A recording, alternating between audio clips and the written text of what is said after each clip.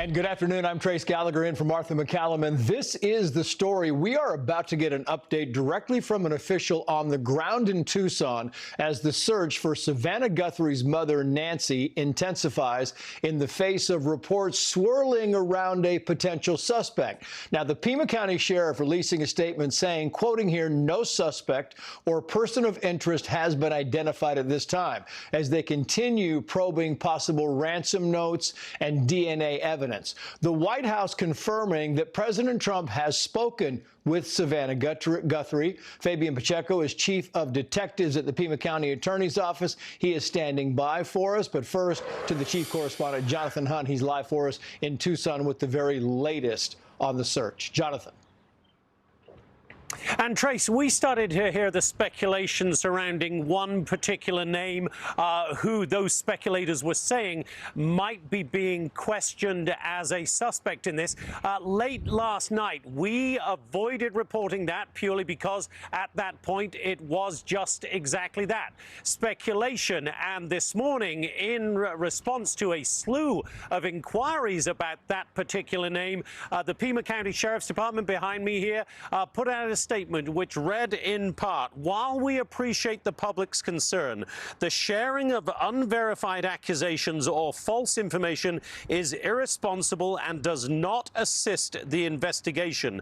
No suspect or person of interest has been identified at this time. Meantime, the search for 84-year-old Nancy Guthrie continues apace. Just before sunset last night, our cameras caught the sheriff's chopper once again in the air over Nancy Guthrie's property, perhaps searching for clues that may have been missed in the first couple of days of this search. What we do know is that the house was described as a crime scene.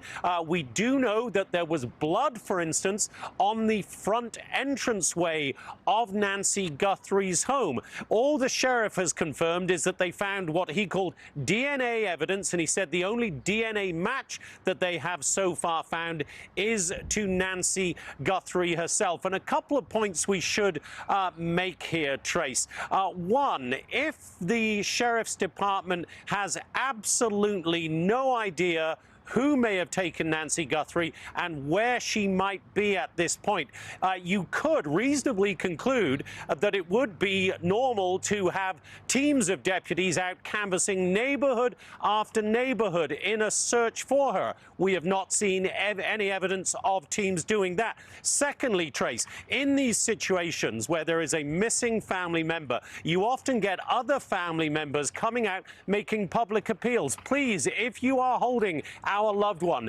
please send her back to us. We have not seen any Guthrie family members doing that. That may be significant. Viewers can draw what they want from that information. Trace? I think it's significant indeed. Jonathan Hunt, we'll get back to you as the news warrants. Live for us on scene. Thank you. Let's bring in Fabian Pacheco, Chief of Detectives at the Pima County Attorney's Office. Detective, thank you so much for coming on the show. We appreciate that. I just want to kind of clarify what Jonathan was talking about there at the top. We are being told there is no person of interest, that there is no suspect. Does that also mean that they are not talking to somebody who may or may not become a person of interest or a suspect, to your knowledge? Trace, thank you for having me. There is a lot of information that is going out, and as Sheriff Nanos has said, while we appreciate the public's need for information, they have a lot of questions, that sort of thing. It's very important that we protect the integrity of that investigation. And there's a reason. There are many things that the Pima County Sheriff's Department detectives are currently working at. And they were working very hard at all the tips that our office in particular is sending them via the 88 Crime Anonymous Tip reporting system that we have. So there's a number of things that are taking place. Yeah, I just want to jump in there very quickly, if I can, Detective, because it is unusual. I mean, we have been covering this. I know I was reading your biography, your bio, and the fact that you have been doing this for decades with the police department, with the sheriff's department. You have been doing this for decades. You know exactly what we're talking about. It is unusual, as Jonathan notes, to not have people out searching, to not have family coming out speaking to others? Is that something that the relative police departments have shut down, or is that something that is just not needed at this point in time? Well, this is a call that's being made by the detectives leading the investigation. This case in particular, obviously, is very challenging, and it has its own, complications there.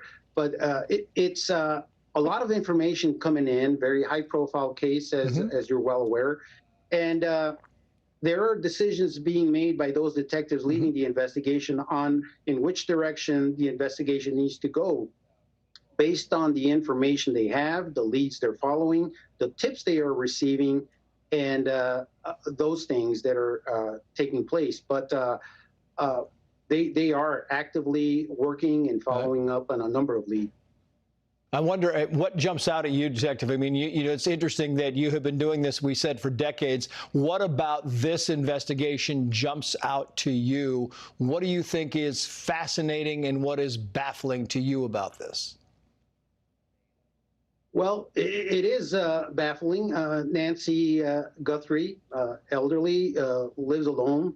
It's very clear from what Sheriff Nanos has indicated to you all that she was taken by force. As they processed the scene, they found certain items that led them to conclude that, she was taken. So they continue to aggressively investigate this case, and it is very unusual.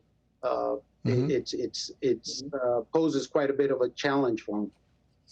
What do you make, Detective, of these reports of a family member possibly being involved? Again, that's strictly what we're all hearing here as well. It's important not to speculate, because when you begin to speculate on who may or may not be involved, that doesn't help the investigation at all. We want to keep it focused, have the detectives follow credible leads that they have. So it's just some more information that's going out there. So they're looking into a number of things. Yeah. What about the ransom notes, sir? I mean, they did have some key details.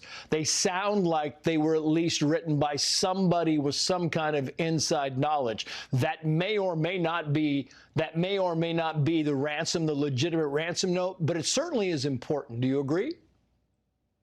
Yeah, I agree. It may or may not be of value, but it is still considered evidence. It is still considered a lead. Those particular things need to be verified and determined if it's authentic or not.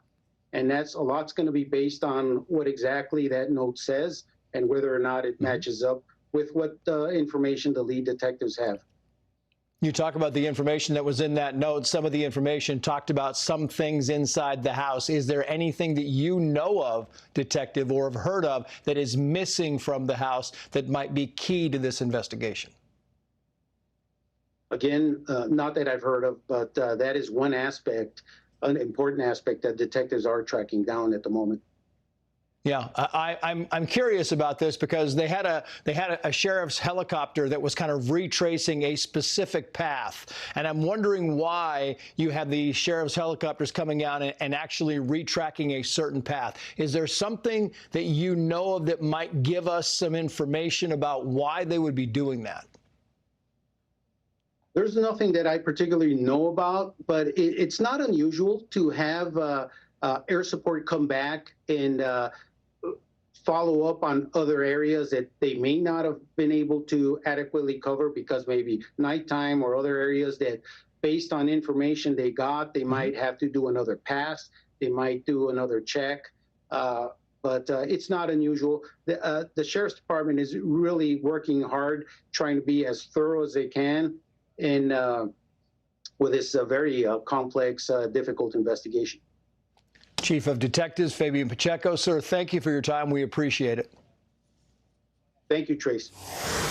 Meantime, breaking right now, Fox confirming that talks between the United States and Iranian officials are moving forward in Oman, a location proposed by Iran. They were originally set in Turkey, but we are told that several Arab country leaders lobbied the administration to go along with the location change and not walk away. Here is new sound from President Trump in a taped interview with NBC News. Watch.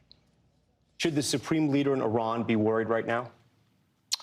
I would say he should be very worried, yeah. If we didn't take out that nuclear, we wouldn't have peace in the Middle East because the Arab countries could have never done that. They were very, very afraid of Iran. Yeah. They're not afraid of Iran anymore. So your understanding is they tried to restart it, and that's why you're threatening force? They tried to go back to the site. They weren't even able to get near it. There was total obliteration. But they were thinking about starting a new site in a different part of the country. We found out about it. I said, you do that, we're going to do very bad things to you. Of course, just yesterday, U.S. forces shot down an Iranian drone that, quote, aggressively approached a U.S. Navy aircraft carrier in the Arabian Sea. That, according to CENTCOM, we'll keep you up to speed on the breaking news as it comes in. Meantime, still ahead, Turning Point USA CEO Erica Kirk on the mission to bring pro-America values to more students nationwide.